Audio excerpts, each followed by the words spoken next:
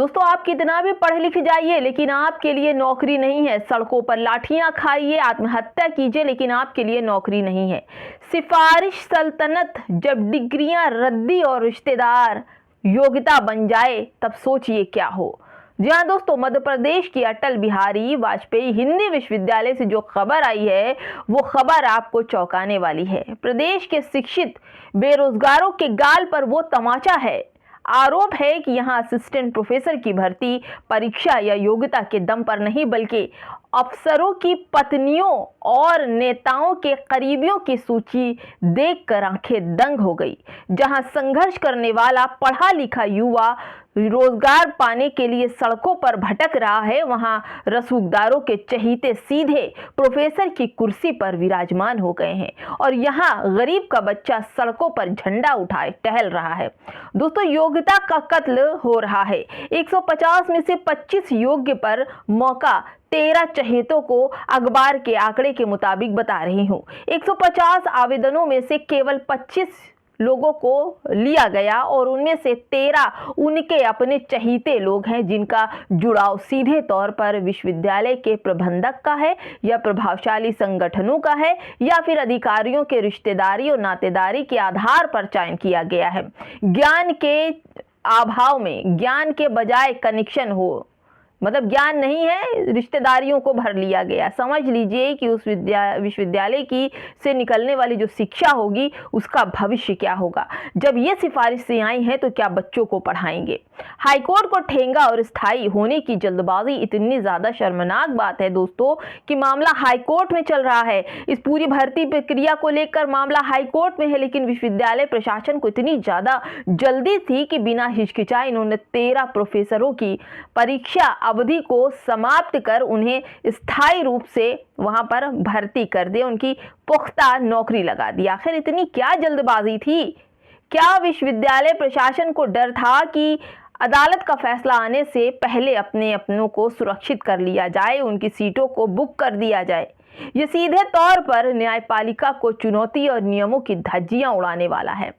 दोस्तों, पढ़े लिखे रोजगारों को बेरोजगार हैं, उनको रोजगार नहीं है, लेकिन इनको पहले से ही सुरक्षित, यानी दोस्तों ST SC OBC का यही मतलब है। विज्ञापन में खेल और अपनों को लाभ भर्ती की प्रक्रिया में जिस तरह विज्ञापन में बदलाव किए गए दोस्तों, दिव्यांगों का आरक्षण गायब कर दिया गया। विषयों को अपने सुविधा के अनुसार बदलना वो साफ दर्शाता है कि यह पूरी पटकथा पहले से लिखी जा चुकी है। केवल लोगों को दिखाना है कि यहाँ पर भर्ती प्रक्रिया निकली है। अंदर ही अंदर नौकरियां बांट दी गई, अपने लोगों को दे दी गई। दोस्तों, अपने लोगों को वहां पर रख दिया गया ताकि किसी भी ST SC गरीब तबके के लोग वहां पर विराजमान ना होने पाए। दोस्तों, साफ है कि आपके साथ धोखा हो रहा है, आपकी डिग्रियां फर्जी बताई जा रही है। बस यही जगह रिश्तेदारी होनी चाहिए। सिफारिशों के बदौलत यहाँ पर बैठाया जा रहा है लोगों को। कब तक सहेंगे लोग? मध्य प्रदेश के युवा अटल जी जैसे महामानव के नाम पर बने विश्वविद्यालय में अगर इस तरह की अंधेर गर्दी का खेल चल रहा है तो ये शासन और प्रशासन की नैतिकता पर बड़ा सवालिया निशान है, क्योंकि ये कॉलेज यूनिवर्सिटी का सारा ब्यौरा सरकार के हाथ में होता है, केंद्र सरकार के हाथ में होता है, शिक्षा मंत्रालय के हाथ में होता है। और यह सिर्फ एक भर्ती का घोटाला नहीं है दोस्तों, ये भरोसे का कत्ल है जो एक छात्र अपनी शिक्षा व्यवस्था पर करता है। दोस्तों, पढ़ा लिखा युवा नौकरी नहीं कर सकता, लेकिन सिफारिशों के बल पर आने वाले लोग नौकरी कर सकते हैं। यह नियुक्ति इतनी तरह ड्राइंग रूम की तरह हो गई है दोस्तों कि बैठकर ये बता दिया जाए कि ये मेरे फला रिश्तेदार हैं, इनको रख लिया जाए, फला रिश्तेदार हैं, इनको रख लिया जाए। इसके अलावा रास्ता क्या बचता है? मुख्यमंत्री जी, इन सिफारिशी प्रोफेसरों पर कार्रवाई होगी या फिर मामले भी फाइल की तरह ढेरों में दफन हो जाएंगे और रद्दी की तरह इन पढ़े लिखे लोगों की रद्दियां फेंक दी जाएंगी? दोस्तों, ये मामला बेहद संगीन है, जहां पर हर विभाग, केवल शिक्षा विभाग नहीं है दोस्तों, हर विभाग में यही हो रहा है। जो पहले से वहां मौजूद हैं, जो ऊंची पद से आते हैं, जो 10% के लोग हैं वो वहां मौजूद हैं, वो अपने रिश्तेदारों को सिफारिशों पर लाकर रख देते हैं, जिनकी कोई भी न पढ़ने की औकात है, फर्जी डिग्री लेकर के वो बैठ जाते हैं और नौकरियां पा लेते हैं। ये वो युवा है जो सड़कों पर GNZ के लिए लड़ता है। ये वो युवा है जो पुलिस की तैयारी करता है, ये वो युवा हैं जो आर्मी की तैयारी करता है। ये वो युवा हैं जो आने वाले PCS अधिकारियों की सूची में आता है, लेकिन फिर सिफारिशों के बल पर पीछे रह जाता है, क्योंकि इनका अपना कोई ना तो मीडिया में है, ना तो जुडिशरी जो सिस्टम है उसमें है, ना अधिकारी है, ना IAS है, ना PCS है, ना मंत्रालय में है, ना संसद में है। तो कौन इनकी सिफारिश करेगा?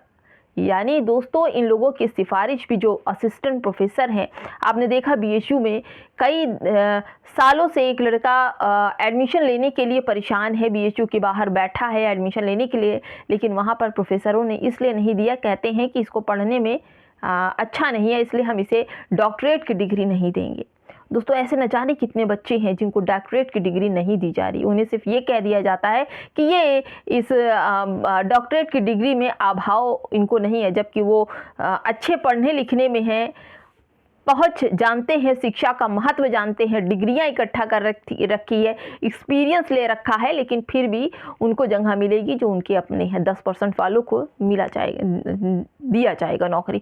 दोस्तों, आपको बताऊं कि सरकार ने सरकारी स्कूलों पर ताले लगा दिए ताकि आपके बच्चे सरकारी स्कूल में फ्री में पढ़ना पाएं। सरकारी अस्पतालों में ताले लगे हैं ताकि आपकी जो सेहत है वो खराब ही रहे। आपकी सेहत खराब रहेगी तो आप पढ़ नहीं सकते, इसलिए आपको पैसा जो भी आपने कमाया है उसको प्राइवेट हॉस्पिटलों में दे करके वो पैसे खर्च कर दीजिए।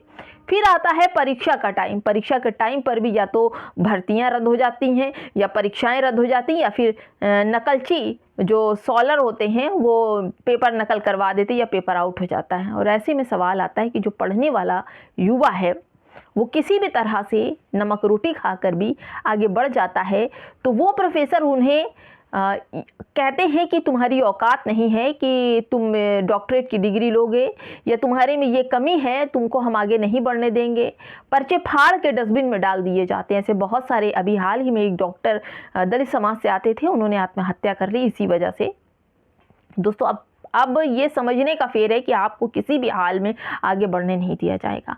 आप ये सोचिए कि हम पढ़ लिख गए हैं, बाबा साहब के विचारों से चल रहे हैं कि हम शिक्षा है, हम 2 रोटी कम खाएंगे लेकिन शिक्षा को आगे बढ़ावा देंगे। तो आप सोचिए, जो आपसे पहले आपके सर पर सवार हैं वो आपको एक कदम भी स्टेप बढ़ने नहीं देंगे। आपकी वो डिग्रियां उनके आगे बेकार हैं, उनके रिश्तेदारों के आगे। दोस्तों, इसी तरह का मामला आया है, जिस तरह से मध्य प्रदेश में अटल बिहारी विश्वविद्यालय का मामला है कि 13 प्रोफेसरों को भर्ती कर दिया गया, जबकि ये मामला पूरा लंबित था। हाई कोर्ट के अंदर परीक्षा को निरस्त किया गया, ज़बरदस्ती अपने पहचान के 13 लोगों को वहाँ भर्ती किया गया, प्रोफेसर पद पर ला दिया गया, और बाकी लोग, युवा जो हैं, JNZ भटकता रहे, या तो नोएडा में मजदूरी करे, लाठियाँ खाएँ, या फिर गुजरात में लाठियाँ खाए, लेकिन पढ़ने लिखने पे आगे आए तो 10% वालों की मौज वहाँ पर है। वो अपने और अपने रिश्तेदारों की भलाई क्या सोचेंगे, तुम्हारा क्यों सोचेंगे? दोस्तों, ये सोचने वाली बात है कि अपने हक, अपने हुकूक और अपने संविधान और अपने अधिकार को समझने की ज़रूरत है, ताकि आपका अधिकार कोई और न खा पाए। दोस्तों, इस वीडियो में इतना ही। नमस्कार।